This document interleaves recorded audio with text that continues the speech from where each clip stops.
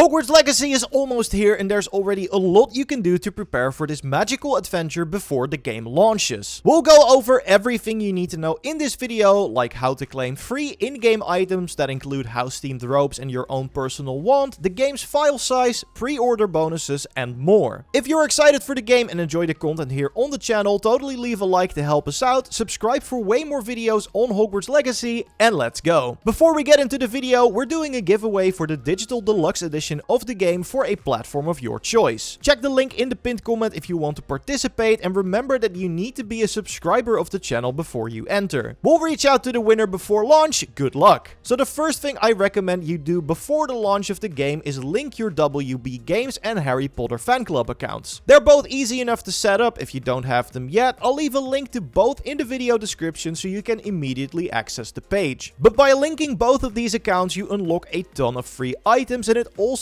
allows you to really personalize your playthrough even before touching the game. Because with your Harry Potter fan club account, you can do quizzes to decide your Hogwarts house, receive your own personal wand and your Patronus. And with the exception of the latter, these results can be transferred over to the game. Now don't worry, you won't be locked into these choices, as the FAQ for account linking notes that you can choose to modify your selection before the end of the ceremony. But yeah, you do get your own personalized wand, which is really cool, and then on top of that, every player that links their account also receives the Beaked Skull Mask and the House Fanatic robes. These items are accessed via the game's transmog system, which the FAQ states is unlocked just after completing the introduction sequence of Hogwarts Legacy, where you receive your field guide and access to the gear screen, which is very early on in the game. The Beaked Skull Mask is the same for everyone, and it looks pretty cool if you ask me, but when it comes to the house robes, you only get those from your specific sorted Hogwarts house, with the FAQ also noting we cannot mix or equip cloaks and robes from other Hogwarts houses. Which I think just means we only get the robes for the house our character is sorted in, but if you choose to make a new student and sort them in a different house, that character would get access to a different set of robes. And we already know that this is something that's possible because there will be 4 separate character save slots in the game. But yeah, it simply wouldn't make sense to have a Slytherin walking around in Hufflepuff robes or vice versa, so that's probably what the site means by mixing cloaks from other houses. And speaking of houses, even if you don't do the quiz to sort yourself into Gryffindor, Slytherin, Ravenclaw or Hufflepuff, it's still smart to think about which one you want to join in your playthrough. Maybe red is just your color, maybe you want to be sorted in the same house as your favorite companion, or maybe you just really like the snake door that leads into the Slytherin common room. Because each of the houses of course has their own place to come and relax in the castle. The Gryffindor common room should be a very familiar sight for anyone who's read the books and seen the movies, very regal with lots of banners and shields on the walls. And if you'd rather spend your free time on some light reading, the amazing Ravenclaw Tower is filled with bookcases, couches and desks to study to your heart's content. I already mentioned the amazing door for the Slytherin common room, but another amazing detail is the fact that it's located underwater, which is why the windows have this cool blue glow to them. And my favorite is definitely the cozy, plant-filled Hufflepuff common room, which I think I'm going to be spending a lot of time in. But that's just one of the many tough choices you'll make in the game, as Hogwarts Legacy will allow you to make some key decisions during your playthrough. While there is no morality system in the game, certain choices will set you on the path to becoming a darker kind of wizard. We've seen an example of this in a trailer covering our Slytherin companion Sebastian Sallow, where we can choose to learn the Cruciatus Curse by having him cast it on us, by casting it on him, or we can choose to quit while we're ahead and not learn the spell at all. So already smart to think about what you would do in this situation. And while this is in the context of helping our fellow student, we know we'll eventually be able to master all 3 of the unforgivable curses, even Avada Kedavra, which means we're accessing some very dark magic. While we don't know what choices we have to make to cast that spell, I think it's already smart to consider how much you're willing to sacrifice for that knowledge, as I don't imagine it will come cheap. Although there is an option to try these spells out without having to learn them if you're still on the fence, and that's the Dark Arts Battle Arena. This combat arena, where you can fight waves of enemies including goblins and some pretty strong trolls, is part of the game's Deluxe edition, which also comes with a Dark Arts cosmetic pack and a unique Thestral mount. And while we've seen footage of us encountering Thestrals in the game, the community manager said that you can only ride them as long as you have the Deluxe edition. But don't worry if you got the base version of the game, as you will still be able to buy the Dark Arts pack, which includes the aforementioned battle arena, the cosmetic graphics and the test roll separately as confirmed by the official FAQ. To top it off, buying the Deluxe edition also gets you 72 hours early access to the game, meaning you can begin playing on February 7th instead of February 10th. But any player who pre-orders the game will receive the Onyx Hippogriff mount, which I think is the same one we saw used during the second gameplay showcase. If you're pre-ordering on PlayStation consoles, there's actually another bonus in it for you, as PlayStation has access to some pretty exciting exclusive content. For starters, if you pre-order on a Sony console, you get access to the potion recipe for the Felix Felicis potion. This one reveals gear chests on the minimap for one in-game day, and the recipe is not something you'll be able to discover in the game yourself, as the community manager has confirmed that it is exclusive to PlayStation. So that's a pretty big benefit for players on Sony's console, but on top of that, every PlayStation player, regardless of whether you pre-order or not, will have access to a unique quest that sees them investigating a haunted store in Hogsmeade, which will then reward you with a unique cosmetic set and your own store where you can sell items and gear at better rates than anywhere else. And I mean, the clothes are pretty nice, but depending on how much money you get from selling stuff in your own store, it could be a game changer when it comes to making money. Good to know, however, is that this content will only be exclusive to PlayStation consoles for a year, so in February 2024, other consoles will get access to it as well. And real quick, the PS4 and Xbox One versions of the game are dropping 2 months later on April 4th, while the Switch version releases on July 25th. And then the PS5, Xbox Series X and S and PC release is of course on February 10th, with the next-gen console versions offering multiple graphical modes of play, the most common of which are Fidelity mode, which targets 30 FPS, and Performance mode, which targets 60 FPS. For PC players, how the game runs will of course depend on your rig, so we put a link to the recommended specs in the video description so you can check them out yourself. Thanks to these, we also learned the file size on PC, which is 85 gigs, so expect similar numbers on consoles. So maybe good to already clear up some space on your hard drive if you need it. And I'm not sure if this includes the day 1 patch, which was actually confirmed in the game's official FAQ. Those who purchase a physical copy of Hogwarts Legacy will be required to connect to the internet to install a day 1 patch. Those who purchase the game digitally will receive the patch with the initial download. So make sure you're able to connect to the internet even if you've bought a physical copy. And for those that have pre-ordered digitally, we've no official confirmation on preload times yet, although the WB support account stated that preloading for consoles typically happens 72 hours before launch. So that would be February 7th if you have the regular digital edition and February 4th if you got the digital deluxe version. I also imagine this is something that will be explained more clearly closer to launch, so keep an eye on the official channels for the actual preload times. For all the trophy and or achievement hunters out there, you can also do your prep work already, as the trophy list has already been posted online in its entirety. We'll of course not talk about any spoilers here, but in order to get all trophies, you'll need to complete all side quests, complete all collections, breed every type of beast, brew every potion, you get the picture. There's also one for learning all spells, which means you'll have to do a dark playthrough at one point in order to get all the unforgivable curses, and you also need to reach what I presume is the level cap of 40 for the A Forte 4 achievement trophy. And there are separate trophies for reaching a location known as the map chamber as a member of each house, so if you want the platinum, be prepared to do multiple playthroughs. We'll post all the non-spoiler trophies in the video description and leave a link to the full list as well, but again, beware of major story spoilers in there. We will of course have a ton of tips and tricks here on the channel as well, just like many other spoiler-free videos before Hogwarts Legacy launches, so totally subscribe to not miss a video and leave a like on this one if you enjoyed it. If you want, you can watch our previous video going over the recent cinematic trailer and new gameplay details. I will see you in the next one. Goodbye.